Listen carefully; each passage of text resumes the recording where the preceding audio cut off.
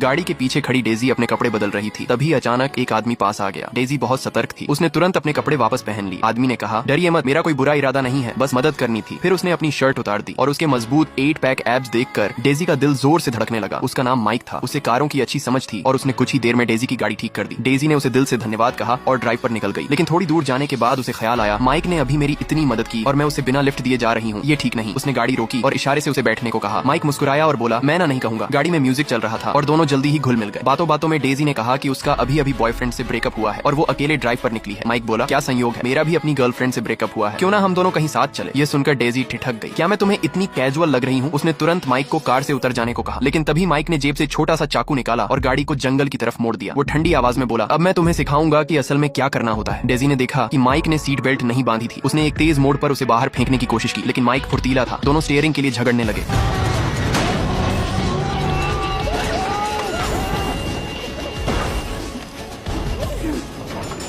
Daisy का पैर seat और कंसोल के बीच फंस गया और हाथ घायल हो गया। तभी झटका लगने से माइक कार से बाहर जा गिरा। डेजी बेतहाशा चारों तरफ देखने लगी कि कुछ काम की चीज मिले। गाड़ी के पास जमीन पर वही छोटा चाकू पड़ा था। उसने पर्स की पट्टी से उसे खींचकर अपने हाथ में ले लिया। माइक ने हंसते हुए ताना मारा, मेरे पास भी गाड़ी है, लेकिन मैं चला नहीं रहा, बस मजा ले रहा हूँ। और यूं ही कार छोड़कर चला गया। डेजी कार में फंसी रह गई। वो जोर जोर से मदद के लिए चिल्लाती रही, लेकिन सुनसान पहाड़ों में उसकी आवाज किसी तक नहीं पहुंची। रात होते ही ठंडी पहाड़ी हवा चलने लगी। डेजी ने कांपते हुए अपना कोट पहन लिया। बाहर जंगली जानवरों की आवाज सुनकर उसने डर के मारे हेडलाइट ऑन कर दी। आखिरकार थककर वो वहीं सो गई। सुबह उठी तो देखा कि उसके हाथों पर चींटियां रेंग रही हैं। जीवित रहने के लिए उसने सिर्फ अपने बैग में रखे बिस्किट और पानी पर गुजारा किया। इत्तेफाक से उसे माइक का बटुआ मिला, जिसमें उसका अपना आईडी कार्ड भी रखा था। ये देख उसका दिल पूरी तरह टूट गया। उसने वहीं बैठकर एक वसीयत लिख डाली। तीसरे दिन अचानक उसके फोन की वाइब्रेशन से उसकी आंख खुली। वो खुशी से उछल पड़ी। सिग्नल आ गया था, लेकिन जैसे ही उसने कॉल करने की कोशिश की, नेटवर्क गायब हो गया। तभी अचानक माइक फिर सामने आ गया। उसने डेजी से झपट कर उसका फोन छीन लिया। अब डेजी को सचमुच लगने लगा कि उसकी सारी उम्मीदें खत्म हो चुकी हैं।